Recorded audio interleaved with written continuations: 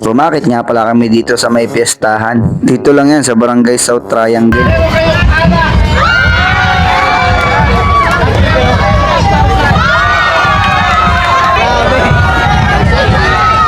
May bigay ng alak tsaka tagi 1,000.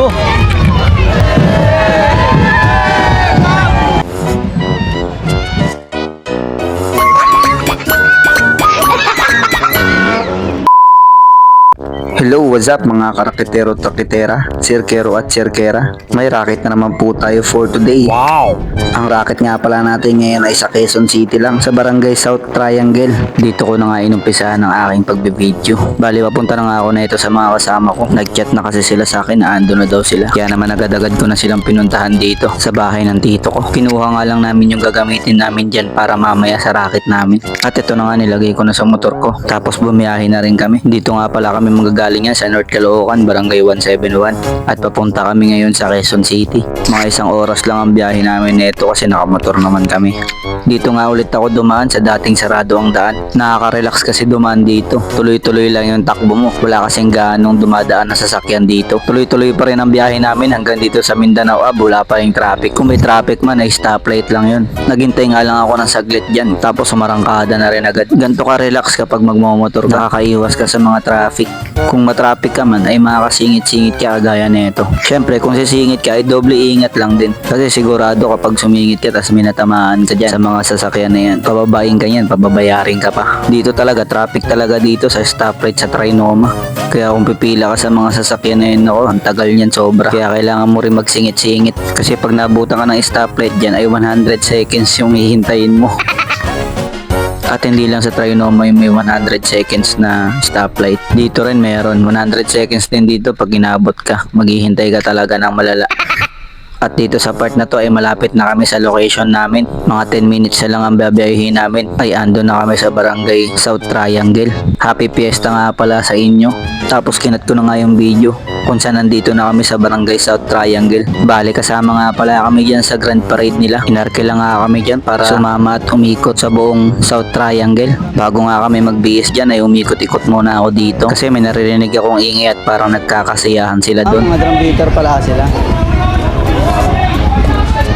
Ito yung stage show. Mga drum beater.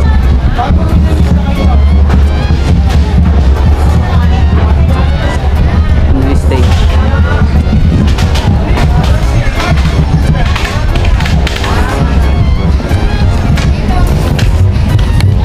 Magano kami dito, magpaparade.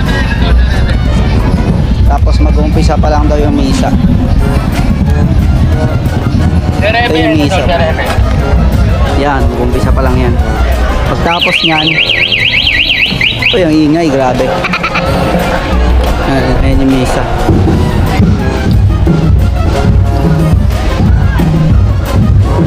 Pagtapos nyan, parade na.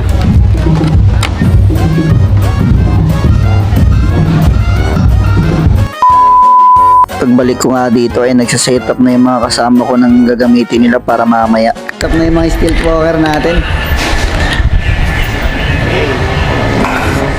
Pagtapos nga nila mag-setup dyan ay lumabas kami para maghanap ng kakainan.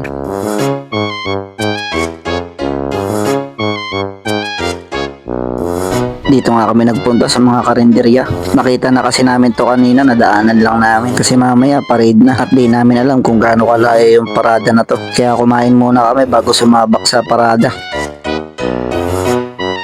At pagkatapos namin kumain ay bumalik na rin kami para mag-asikaso na. At pagbalik nga namin dito ay may mga tao na nag-ayos nga sila dyan ng gagamitin nila para sa parada.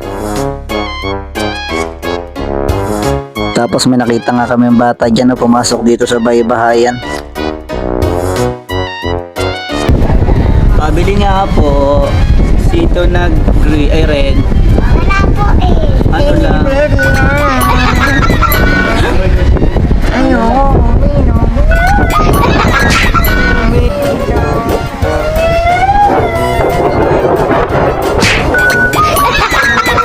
Inom ng sitong red. Ay, sitong red. At Pagtapos nga ng pagsampal kay Marvin, ay kinat ko na yung video hanggang dito sa nakabihis na kami. Naghihintay na nga lang kaming tawagin dyan. Kasi sabi daw ni ma'am ay tatawagin na lang daw kami pagka nakaredy na daw yung parada. Para surprise daw. Kaya eto kami naghihintay-hintay. Sa kakahintay nga namin dyan ay nainip na kami at tumayo nga tong dalawang steel. Mas nangangalay daw kasi yung binti nila kapag nakaupo. Nung nakita nga kami ni ate, napaselfie pa nga siya dito.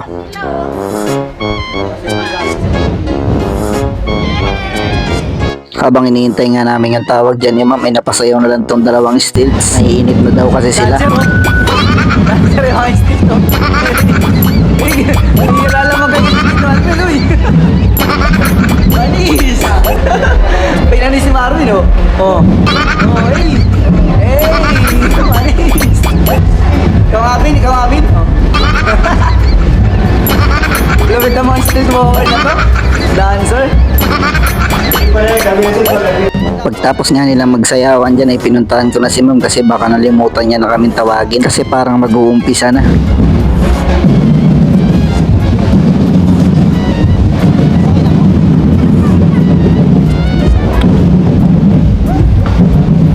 Okay na daw. Ay, tara na, let's go. Ayun, natay lang mo namin tawag. Let's go.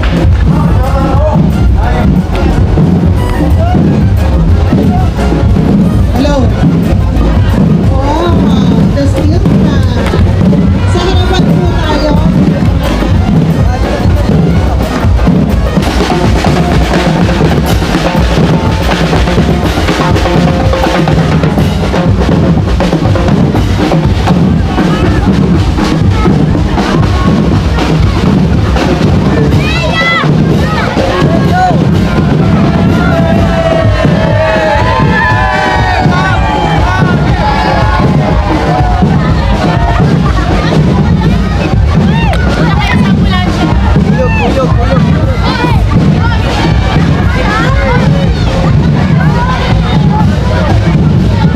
Sa unahan.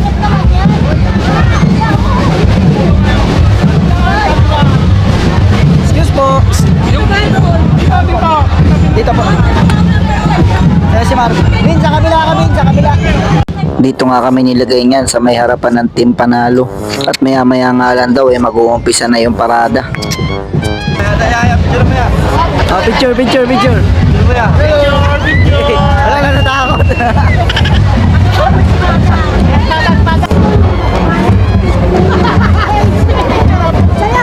Dito ba may picturean? Dito na ako. Kaya ko yun eh. Kakainom mo yung kuya. Redors kasi ginaganto ko, Redors.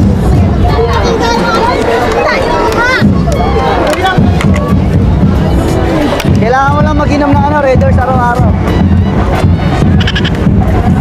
At dito nga ay nag-umpisa ng umandar ang parada. Si Marvin nga pinahawa ko niyan para makakuha siya ng magandang anggulo.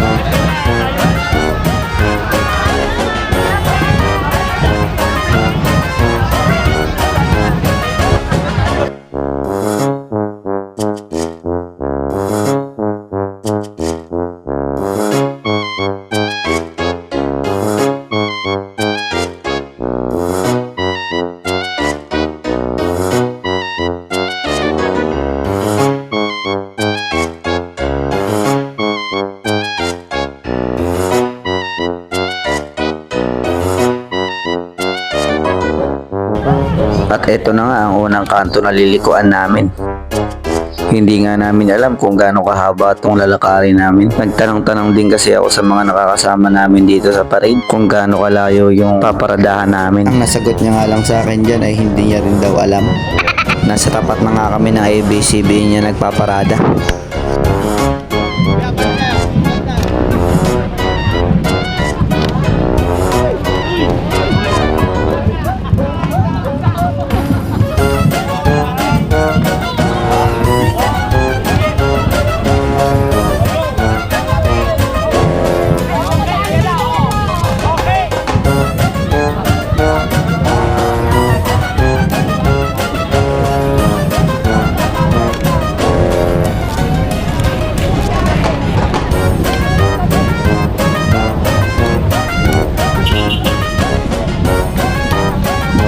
Binigyan pa nga kami dyan ng tagi-isang tubig.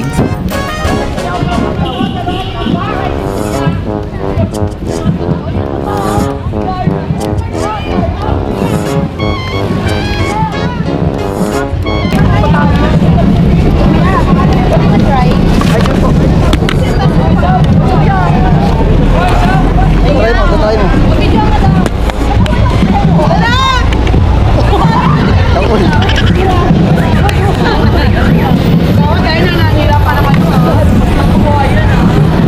Dito kami sa tapat na ABCBN.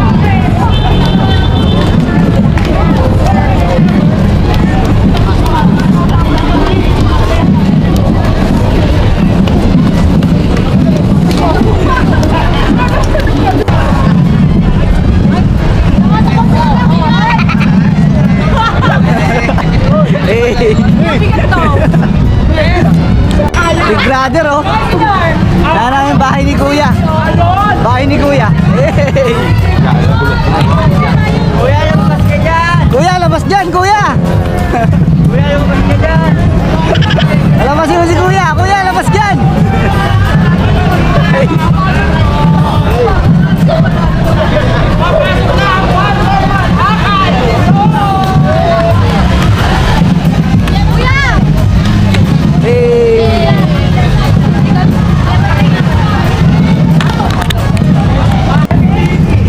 Lap trip tong parade na to. Ako ulit tong nasa likod.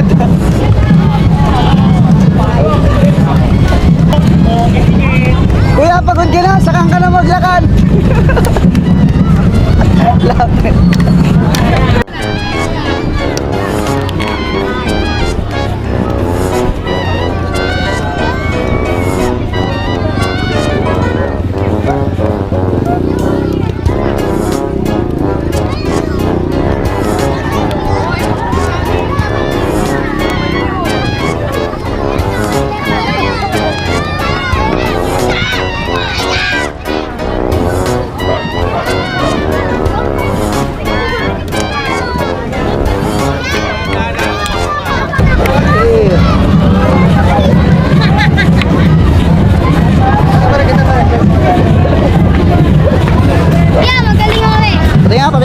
Sampol. Galing ah. Galing ah.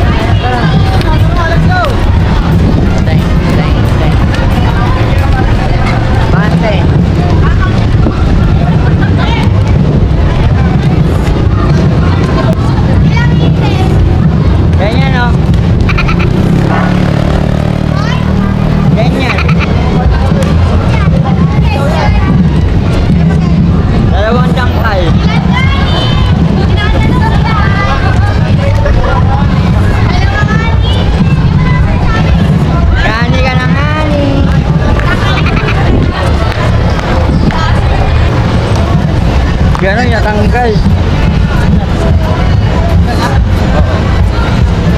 Kaya mag-alam mo. Paano mo nga muna? Hindi. Nagagagi. Kung sa poster man. Ay, dito. Tumigap. Natanggal yung sapin. Isa mo, dito ka sa pick up. Ayusin mo, habol ka na lang. Buka dito. Ayusin mo, habol ka na lang. Hindi, natanggal po yung sapin.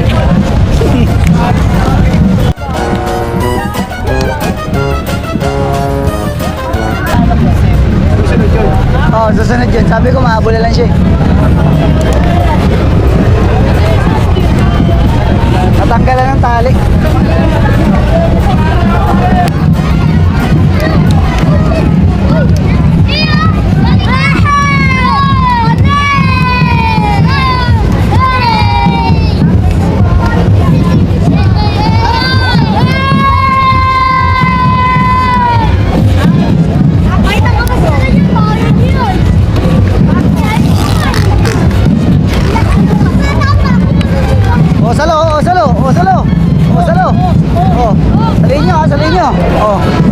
Oh, salihin nyo ha. Oh, salihin nyo, salihin nyo. Salihin nyo. Oh. Hindi nyo naman sinalo eh. Okay na, okay na.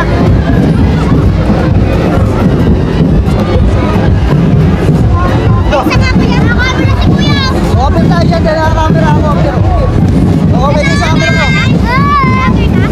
Hindi, hindi tagal.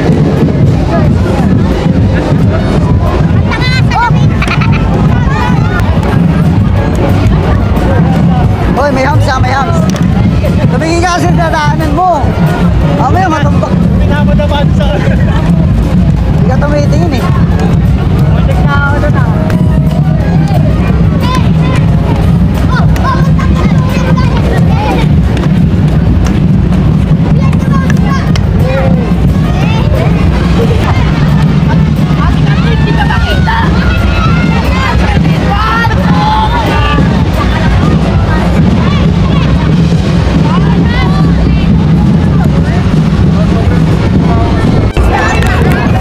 Hindi makapag-jogging.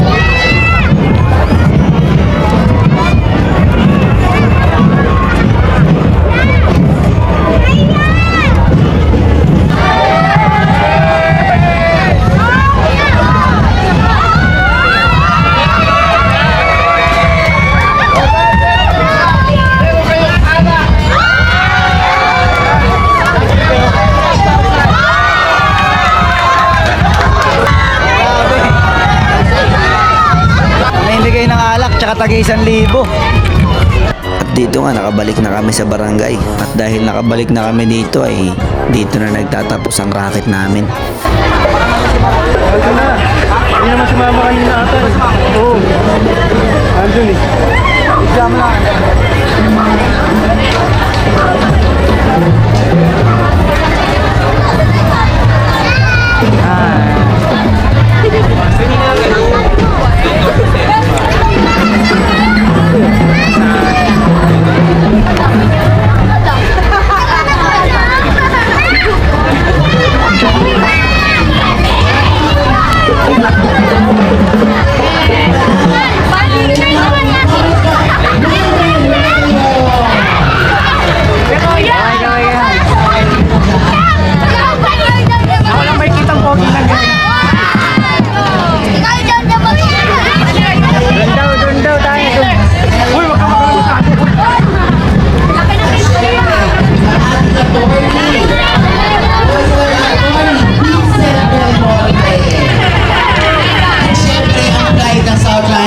Councilor Ivy Lagman.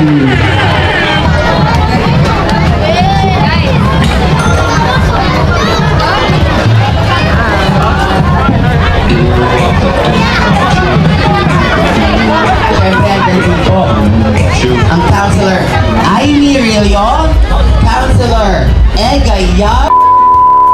At dito nga guys ay kinat ko na yung video hanggang dito sa nagliligpitan na kami. Tapos na kasi yung racket namin. Kung ikukumpara ko nga to sa ibang naparadahan namin ay medyo mahaba-haba na rin. Dito nga rin pala sa pwesto namin nagpunta yung mga drum beaters at yung ibang nagparada kanina. Dito kasi sila banda nagbibigayan ng pagkain. Kaya kung makikita nyo ay marami kami dito sa video. Pagtapos nga namin magligpitan dyan ay kinat ko na yung video kung saan nakabiyahe na kami pauwi. At dahil pauwi na kami at tapos na ang racket namin ay magpapaalam na ako sa inyo. Maraming salamat nga po pala sa umabot hanggang dito sa video na ito. At magkita-kita na lang po tayo sa susunod na racket ko.